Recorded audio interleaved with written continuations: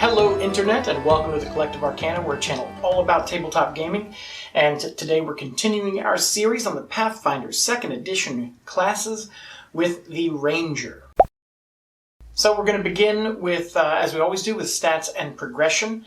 Ranger is in the core rulebook. It's a standard class, but we will talk about some of the extra stuff that it got as part of the Advanced Player's Guide.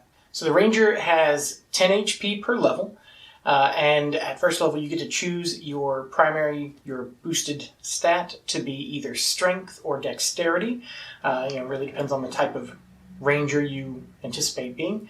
And you're going to begin expert at perception, and that will progress to master at 7 and legendary at 15. So right off the bat, we've got a legendary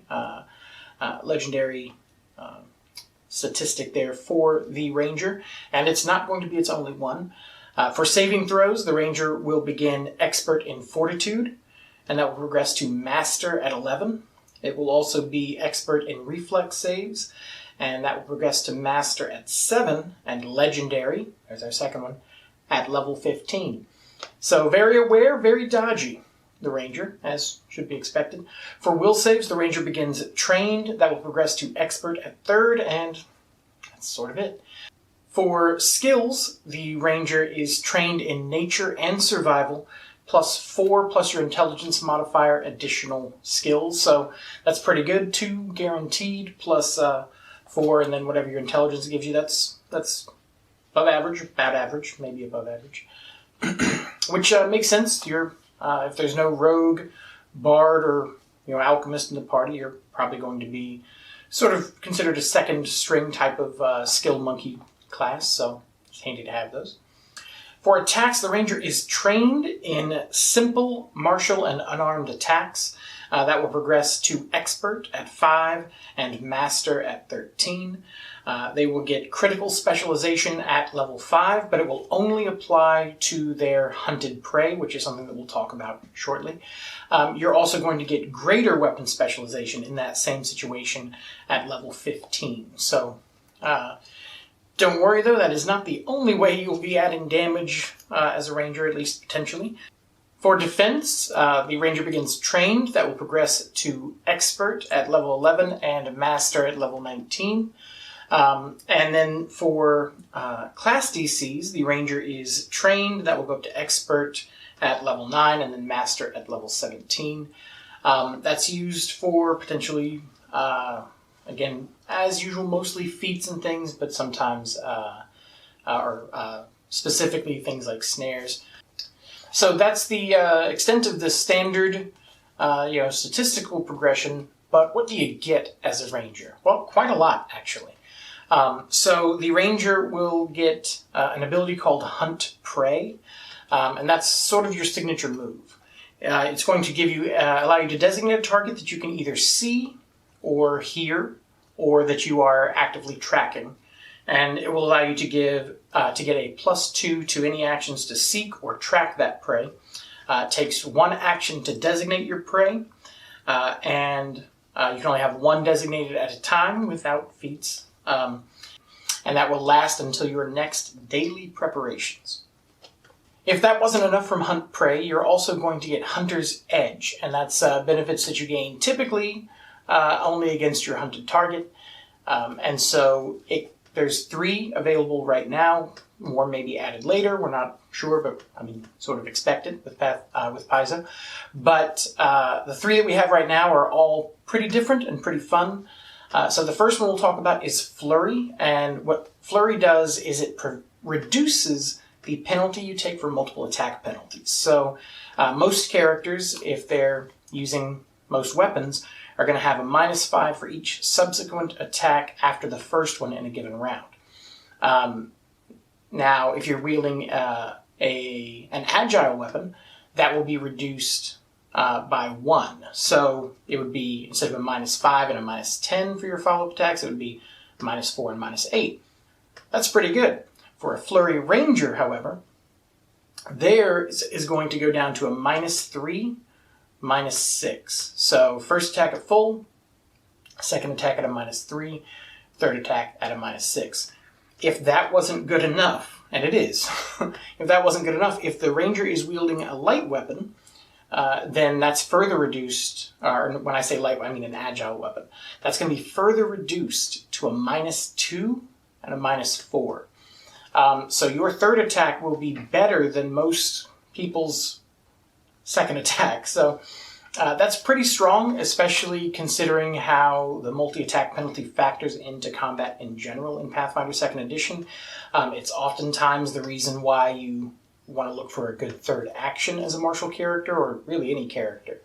But flurry and having such a reduced penalty means that there's a very good chance that you're still going to hit even with those third attacks, which can really elevate the ranger and help them keep up with the more obviously brutal damage of, say, a barbarian. Furthermore, at level 17, that is going to reduce further so that your first attack will be at a -2 for all weapons, and a -4 for all weapons for your third attack. And then if you're wielding a light weapon, it's -1, -2. That's wild. I mean, it's functionally no penalty, and when you compare to, if you have flanking, for example, you can attack 3 times as if you were fighting somebody who didn't that you didn't have flanking on. That's really strong, and it just turns rangers into dervishes. It's super interesting, super fun, and it really opens up options in combat that other classes can't explore because of that multiple attack penalty. Just in terms of going full on, all out offense. You still might have better actions, of course, as with always in Pathfinder. There's a million ways to spend your turn with 3 action economy. But knowing that you are going to have as good a chance to hit on your last attack as most people really have on their first, I mean, that -2 is almost nothing. Don't get me wrong, in Pathfinder Second Edition, a -2 is big, don't get me wrong. But comparatively, compared to what everybody else is doing, it feels free. And it's definitely felt on the board, so it's very good. The second possible Hunter's Edge is Outwit. This one is honestly probably not as flashy as the other two, but what it does do is it gives you a lot of out of combat, where the other two Hunter's Edges are really pure combat. Outwit gives you some nice skill boosts for out of combat exploration, or social encounters even, and it also will give you an extra AC boost in combat. So it's not fully useless in combat or anything. It's great for defensive builds. So what it does is it will give you a +2 to deception, intimidation, stealth, and recall knowledge about your hunted target. So that's all those are very great, very good. And then that will also, like I said, give you a +1 to your AC. Now that, you can see already, like, those are nice bonuses to have to some very important skills that a lot of people will be using. So against your hunted prey, you're going to be scarier, you're going to be better at lying, better at sneaking, better at whatever you need to do to find them, get them, and murder them, bring them to justice, whatever your particular play style is. At level 17, that will progress, and you will get a +2 to your AC. And as long as you're at least master in those skills we mentioned before, that +2 goes up to a +4. +4 is huge. So that is, we're talking level 17, but trust me, +4 is very big, and that's going to be very exciting to get to that. Like I said, it's not as flashy as the other ones, but for me at least, I think it leads to the most interesting options outside of combat, certainly, since the others don't really have any. But it's the Hunter's Edge that's going to always be useful, whether you're fighting somebody or trying to get information out of them or whatever it may be.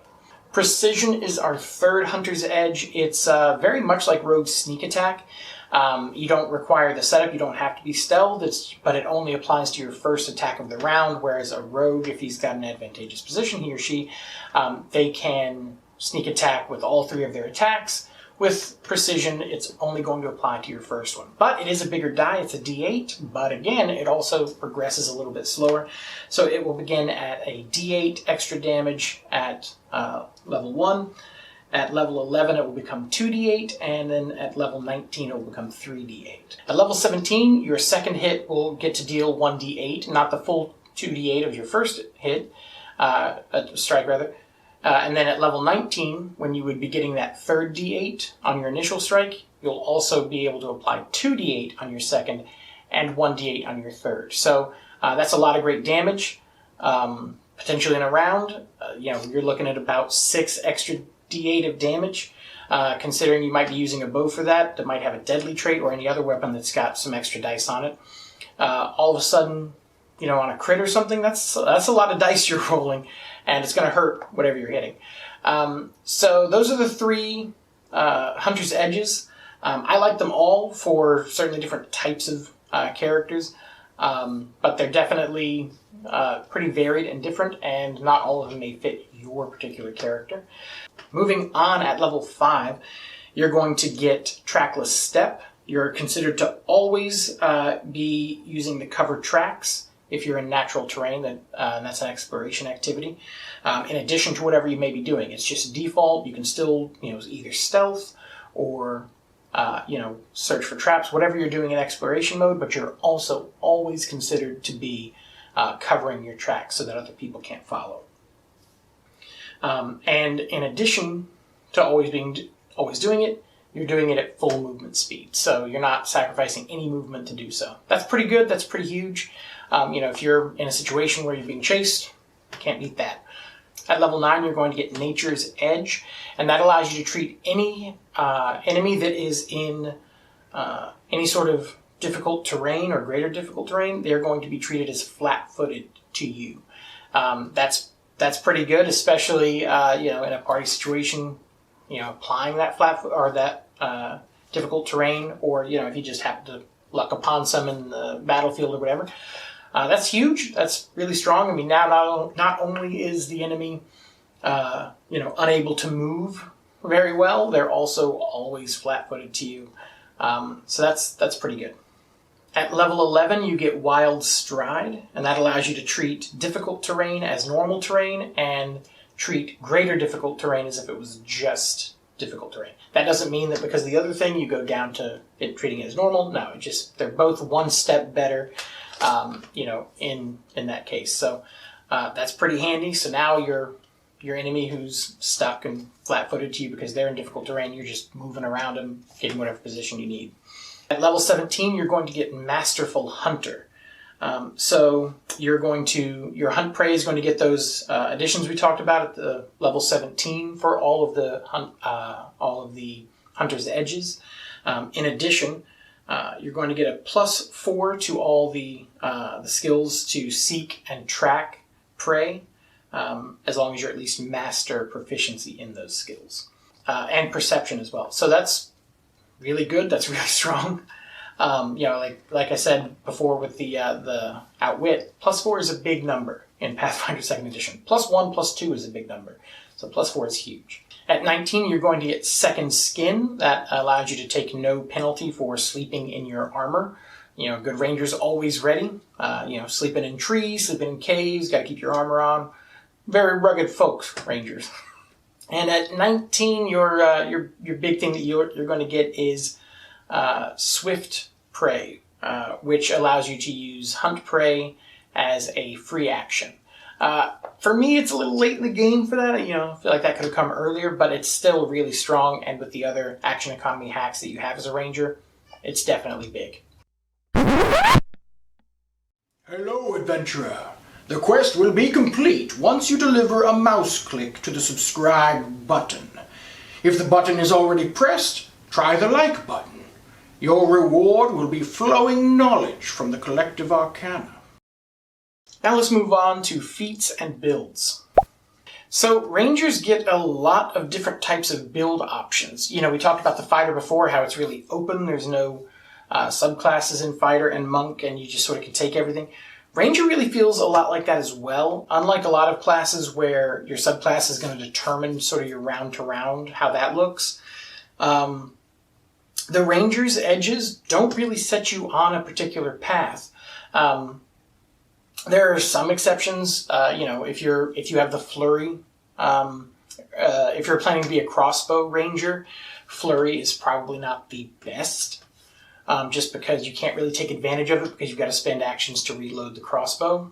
And when guns hopefully come out, that'll probably be a similar thing. But overall, you're really wide open. And the APG opened that up further. So let's just talk about some of the things you can do. So you can have an animal companion and, invest, however many feats you feel you want to there. You could certainly invest pretty much all of your feats in animal companions, but they can be very viable. Look at our animal companion video. It'll be around here somewhere.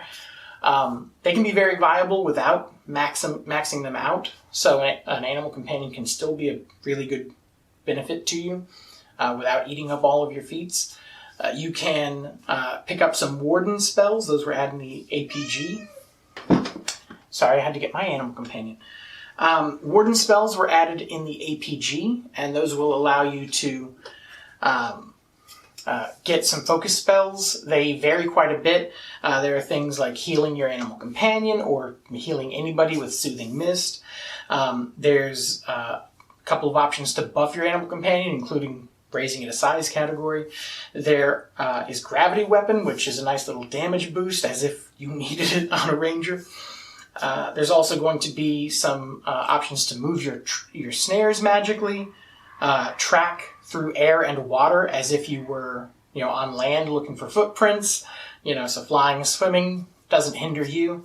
And there's options to teleport you, and unlike most teleport spells, this will automatically include your animal companion if it's nearby. But you can teleport up to 90 feet as long as you're in natural terrain and it's, the same terrain here and there. So that's cool.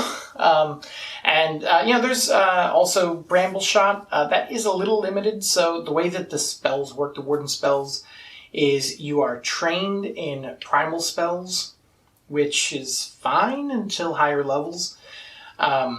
As of yet, unless there's some errata that comes out, which some people expect, but it's entirely possible they won't, since most of the ranger spells aren't particularly relying on saves and spell attack rolls, so they may not. But, that Bramble Shot is not as attractive when it's pretty likely to miss, or Grasping Vines, Grasping Brambles, Thorns. I'll have to look at the exact name of the spell, but, to cause people to be grappled by the ground kind of thing. They're likely to make those saves, especially as you get to higher levels and your spell DC isn't keeping up. So be on the lookout for that. Try to keep your warden spells to more utility instead of that. There are also options to improve your hunt prey and giving it new features. Some of them, situational, but, again, you can sort of tailor them to the type of campaign you're in. There's a lot of action economy things like Hunted Shot and Twin Takedown, as well as Skirmish Strike. And these are all going to allow you to combine multiple attacks. The Hunted Shot allows you to take 2 shots as a single action, and Twin Takedown allows you to take 2 melee attacks with a single action, as long as you're building 2 weapons. I shouldn't have to tell you that if you combine those with Flurry, all of a sudden you are doing in one action what a lot of marshals would be happy to do with their full round. And then Swift Strike allows you to strike and then stride, or stride and then strike. So a lot of action economy hacks. Ranger is probably one of the best action economy hackers in the game, I think. We talked a lot about Bard being pretty good at it too, but Ranger can really get the most out of the 3 action economy than a lot of other characters. There's feats to give yourself and allies some big boosts against monsters, which I shouldn't have to tell you, you're probably going to fight a lot of monsters. There are feats to make crossbows a lot more attractive. They're a simple weapon, so a lot of people would prefer to have a bow because of things like reload speed. But crossbow ace and a couple of other feats can really make that pretty fine for a ranger, especially a precision ranger would get a lot out of those because, you're not expecting to take multiple shots per round compared to Flurry, so getting big damage on the one you get off is very nice. Snares are something that is a little strange. It's going to use your craft or your class DC, I believe, whichever is higher, and you can set up things to basically give you an advantageous situation if you know that combat's going to happen in a certain place and you're there ahead of time. Things as simple as pits to much more complicated things, bear traps, whatever. So being able to set those snares in combat is pretty cool, and is something that not a lot of martial casters have in terms of battlefield control, or not a lot of martial characters have in terms of battlefield control. So that's pretty fun. Rangers also can get a lot of options to boost their mobility and stealth. They can really feel very much like woodland rogues in that sense. Hiding in plain sight. Being able to move more quickly through while stealthing, just a lot going on, and then just a lot of general mobility stuff. At higher levels, you can shoot through enemies to hit enemies that are behind them. You can gain Impossible Flurry and Impossible Volley, which allows you to attack like everybody. Up to 6 attacks or more, for the volley. And then you're going to be able to do to take aim, which is where you just spend your whole round one shot, but you don't roll the dice. They're maximized, which is huge, especially again when you're talking about a precision ranger, getting all those extra d8s and it's all maximized. That is huge damage.